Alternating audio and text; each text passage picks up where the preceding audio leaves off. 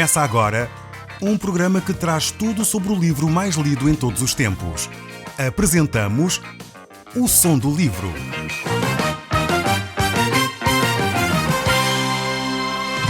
Seja muito bem-vindo. Neste podcast vai encontrar o livro mais conhecido e lido em todo o mundo. Vamos levá-lo numa viagem pela história da humanidade. Este é um audiolivro para si, para a sua família e sociedade em geral. Contextualização e comentários de Paulo Chaveiro. E nós hoje vamos estar a olhar para o capítulo 28 do livro de Provérbios. Mas eu gostaria, mais uma vez, antes de entrarmos no capítulo 28, voltar um pouco atrás. Como já tem sido nosso hábito, gosto de voltar um pouco atrás, a olhar para o capítulo 27 ainda, e dessa forma quase a título de introdução do capítulo que nós vamos tratar no nosso programa. Diz então assim o capítulo 27 do livro de Provérbios, o verso 21. Como o crisol prova a prata e o forno o ouro, assim o homem é provado pelos louvores que recebe. Temos aqui uma ideia curiosa acerca do ser humano, acerca dos homens. Muitas vezes nós pensamos que o homem só é provado pelas dificuldades. Mas aqui o texto bíblico está a dizer que o verdadeiro eu, o verdadeiro caráter, só se revela quando a pessoa é louvada.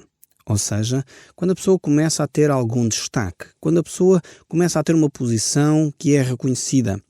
É nessa altura que vamos verificar se a pessoa efetivamente é humilde e sabe se comportar nessa posição. Por isso é tão importante aqui esta referência, e vemos que o paralelismo que é feito aqui no texto tem a ver com o purificar, o refinar a prata e o ouro.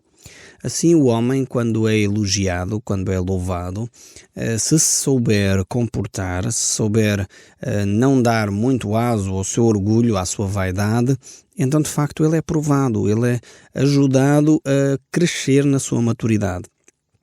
Isto é fundamental, porque às vezes vemos pessoas que começam a crescer na sua carreira profissional, no seu destaque público, e muitas vezes começam a ficar, como costumamos dizer em português corrente, com o nariz empinado, pessoas vaidosas, já não querem ligar a ninguém. E de facto os louvores, o elogio, são como uma prova. É uma forma de nós avaliarmos o caráter das pessoas, verificarmos se elas continuam a desenvolver um caráter segundo o de Cristo, que é manso e humilde de coração. Que Deus nos ajude, a mim e a si, a ficarmos humildes quando de facto tivermos momentos em que somos elogiados ou momentos em que somos exaltados por aquilo que estamos a fazer. E de facto aí é a verdadeira prova de manter um coração humilde, percebendo que aquilo que acontece é Deus a agir em nós. E a Ele seja dada a honra e a glória. Eu lembro-me de uma imagem que correu o mundo, que bela imagem que correu o mundo, de um jogador de beisebol.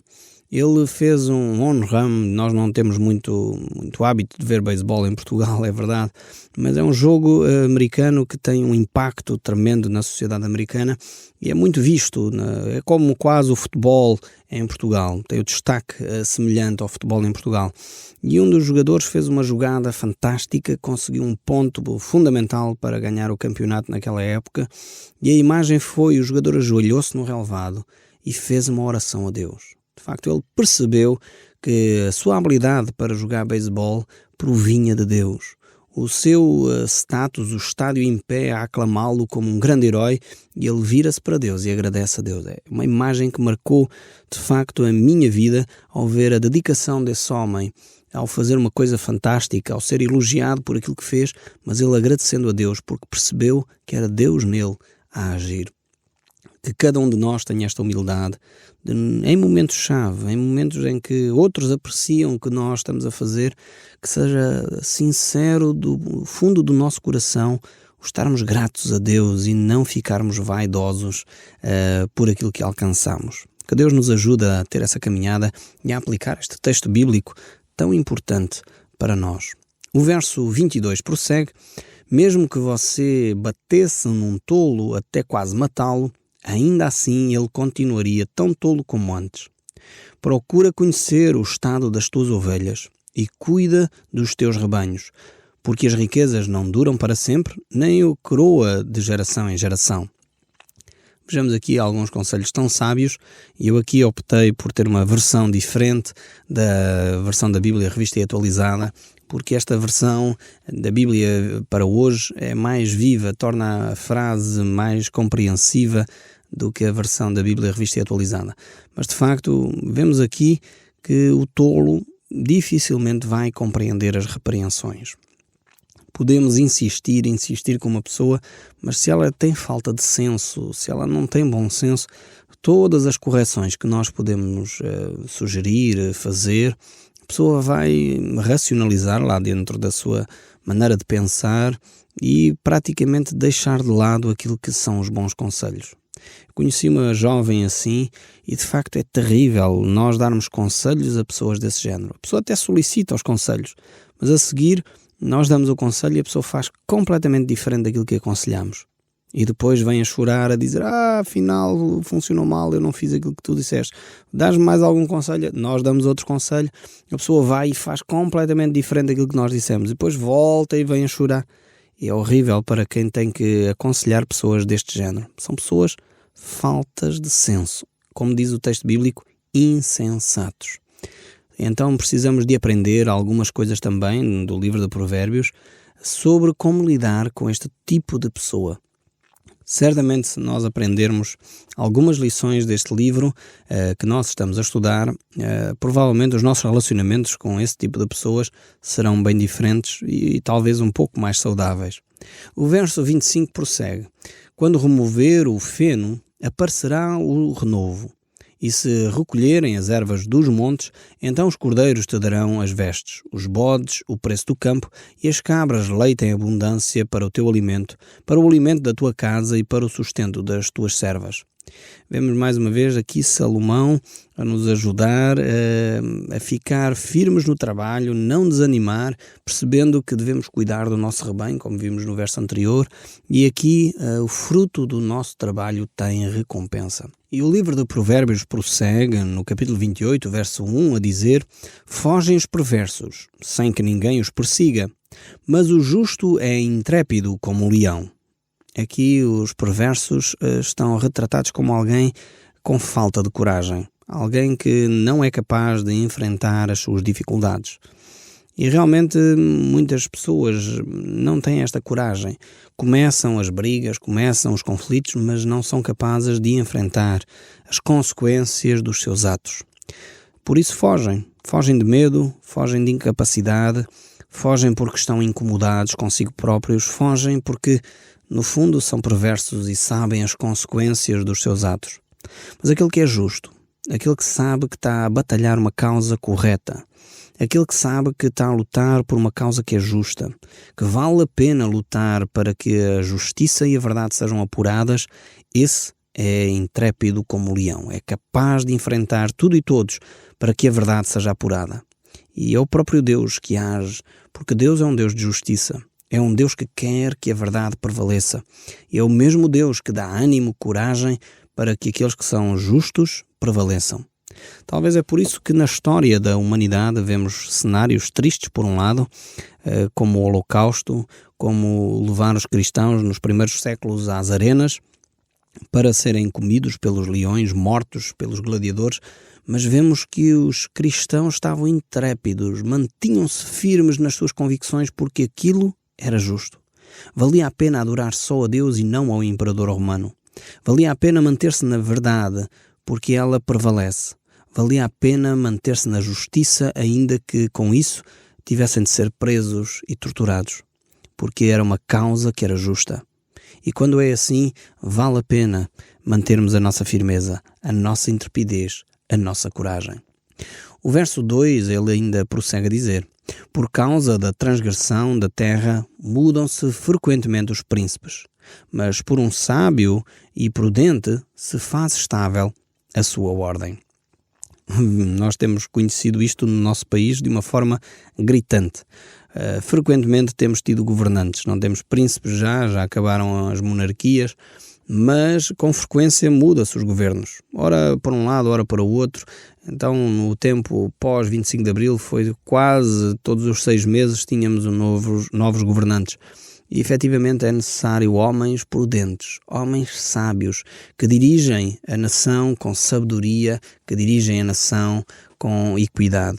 E isso, quando acontece, realmente há estabilidade, há crescimento económico, há crescimento emocional da população, há confiança que se estabelece, há um desanuviar da tensão, há aumento do emprego. Porquê? Porque a liderança é sábia, a liderança é prudente. Que, de facto, no nosso país, eu oro pelos nossos governantes para que eles possam ser prudentes e sábios nas suas decisões. O verso 3 continua a dizer: o homem pobre que oprime os pobres é como chuva, que a tudo arrasta e não deixa trigo. Realmente é uma vergonha quando alguém que nada tem quer ainda oprimir alguém que nada tem. Isto é do mais aberrante que pode acontecer numa sociedade.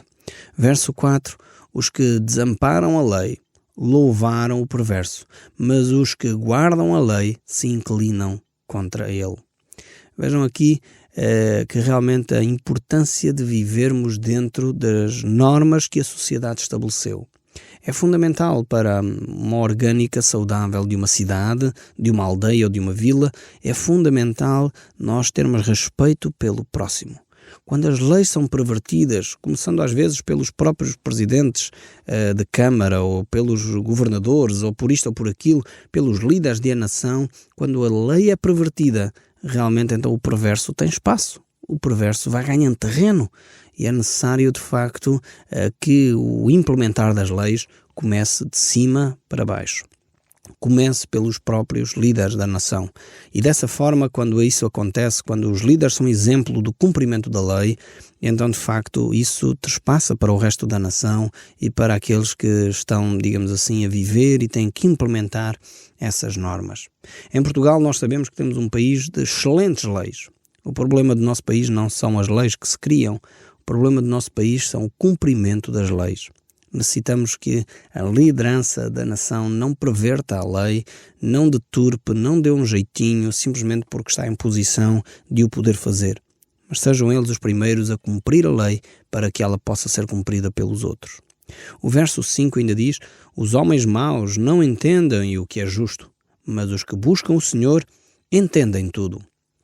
Isto é uma sabedoria divina, uma sabedoria que só Deus pode dar. Por isso o livro de Tiago diz que tu tens falta de sabedoria, pede a Deus que Deus dá e não lança em rosto. Então aqueles que têm Cristo normalmente conseguem ver a vida de outra forma, por outro prisma, conseguem ver onde está a justiça independentemente das questões partidárias ou políticas, independentemente dos status sociais, se é patrão ou empregado, porque efetivamente eles olham para a justiça, olham para a verdade. Que Deus nos dê um coração deste género, um coração que não é partidário, um coração que não procura favorecer A, B ou C, mas um coração que é íntegro, verdadeiro e justo. E quando nós fazemos isso, então a sociedade muda-se, a sociedade transforma-se, a sociedade torna-se mais equilibrada, mais justa, mais séria, porque realmente não andamos a tentar favorecer lobbies de poder, de influências, mas fazemos aquilo que é justo e correto aos olhos de Deus e dos homens. O verso 6 prossegue: melhor é o pobre que anda na sua integridade do que o perverso nos seus caminhos, ainda que seja rico. Vejamos bem que aqui coloca a questão do poder económico em paralelo com a capacidade e a integridade. Vale a pena viver em integridade. Melhor é ser pobre e íntegro do que ser rico e perverso, ter caminhos que de facto não conduzem a uma paz de espírito. É fundamental isso. Lembro-me de uma frase de uma amiga nossa que falou acerca da integridade. E essa pessoa dizia a certa altura, de facto, a maioria das pessoas tem frigoríficos e micro-ondas e nós temos a integridade. É fundamental nós percebermos que mesmo se nós mantivermos a integridade, nem sempre vamos ter os recursos materiais que outras pessoas têm. Mas vale a pena ter a paz de espírito, vale a pena deitar a nossa cabeça na almofada e poder dizer: cumpri a minha missão hoje, estou tranquilo comigo próprio e com os outros. Vale a pena viver a integridade. O verso 7 prossegue a dizer: o que guarda a lei é filho prudente. Mas o companheiro dos libertinos envergonha seu pai. O que aumenta os seus bens com juros e ganância, ajunta-os para o que se compadece do pobre. Vejamos aqui, este texto é tão interessante. Aquele que aumenta os seus bens com juros e ganância, e eu não sei se aqui o autor das Escrituras estava a falar dos bancos, não sei se era dos bancos que ele estaria a falar, talvez. Muitas vezes verificamos que as agências financeiras querem mais dinheiro e mais dinheiro e mais dinheiro. É óbvio que todas as empresas têm que dar lucro, todas as empresas funcionam para dar o sustento aos seus trabalhadores e para dar lucro a quem gera a empresa. Não é contra isso que Deus está. O que Deus manifesta aqui é contra os juros e contra a ganância, contra alguém não ser cuidadoso, sensível para com aqueles que têm necessidades. E o que o texto bíblico está a dizer é que esse que faz dessa forma está a juntar para aquele que dá liberalmente àqueles que necessitam. Então temos duas pessoas aqui em comparação. Aquela que é gananciosa, que só pensa em si próprio, e aquele que é generoso e que de facto procura ajudar aqueles que são carenciados. O que o texto está a dizer é que aquela pessoa gananciosa está a juntar para dar àquele que é generoso, porque é Deus quem vai agir dessa forma. Então, se você vive sendo generoso, continue a caminhar nesse percurso de vida, porque vale a pena. É Deus quem dá promessas nesse sentido. Vale a pena continuarmos a ser generosos para com o nosso próximo, para com aqueles que são necessitados. O verso 9 prossegue.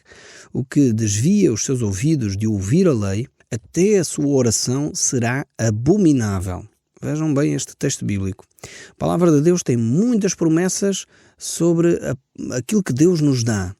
Quando nós oramos, Deus intervém e vem em nosso socorro.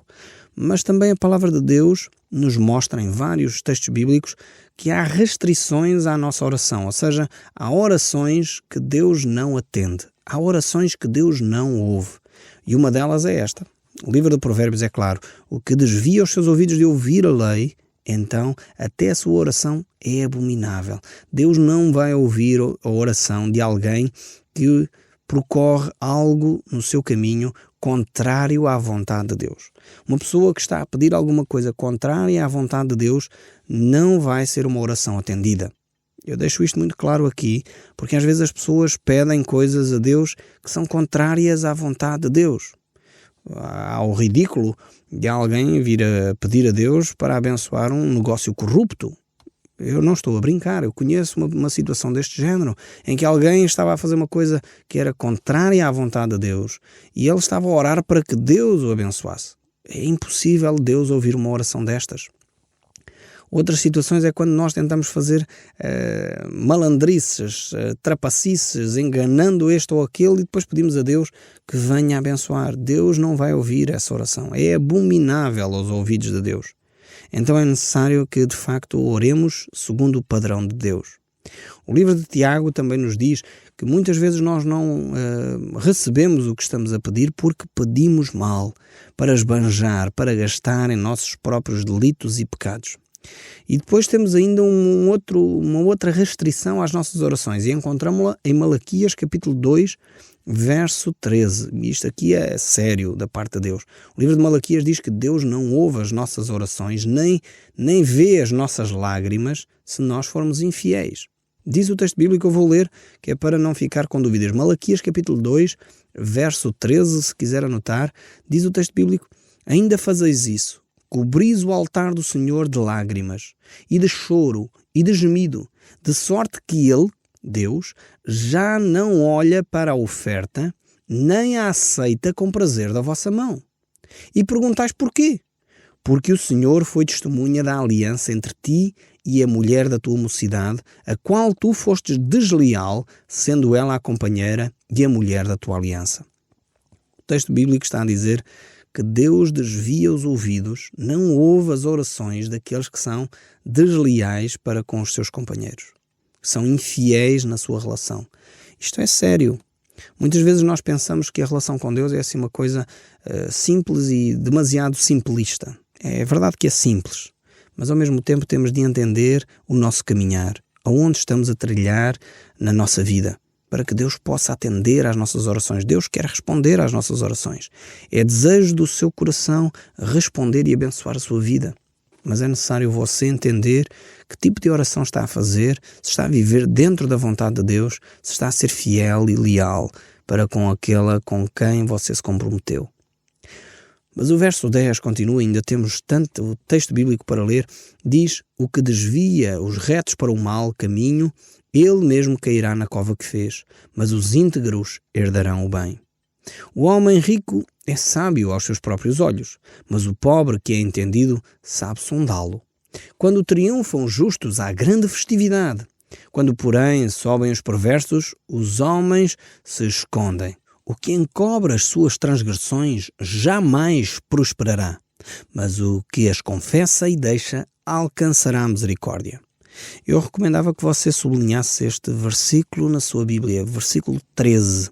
Veja bem este versículo aqui do capítulo 28, versículo 13 diz: o que encobre as suas transgressões jamais prosperará, mas o que confessa e deixa. Não é só quem confessa, mas é o que confessa e deixa.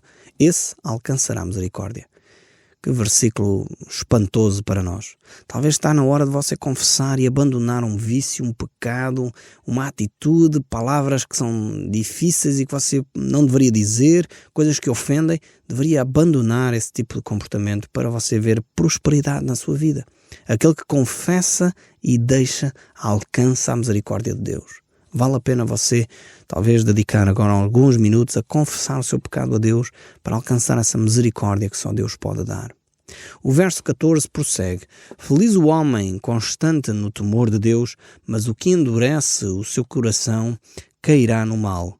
Quando o leão ruge e o urso ataca, assim é o perverso que domina sobre o povo pobre.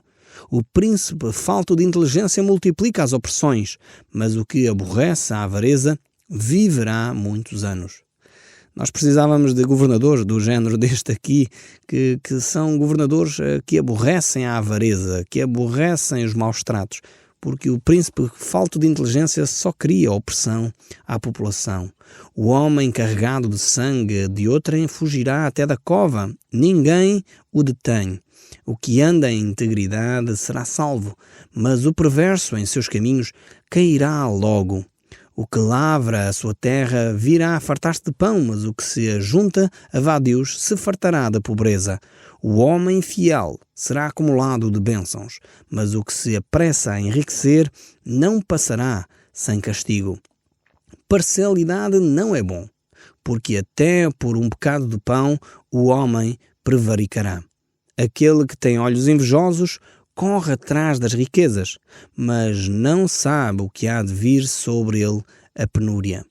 O que repreende ao homem achará depois mais favor do que aquele que lisonjeia com a língua. O que rouba o seu pai ou sua mãe e diz não é pecado, companheiro é do destruidor. O cobiçoso levanta contendas, mas o que confia no Senhor prosperará. O que confia no seu próprio coração é insensato, mas o que anda em sabedoria será salvo. O que dá ao pobre não terá falta, mas o que dele esconde os seus olhos será acumulado de maldição. O Som do Livro, uma produção da Rádio Transmundial de Portugal.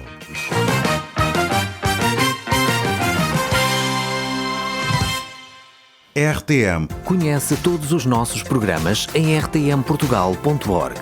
Uma produção da Rádio Transmundial de Portugal.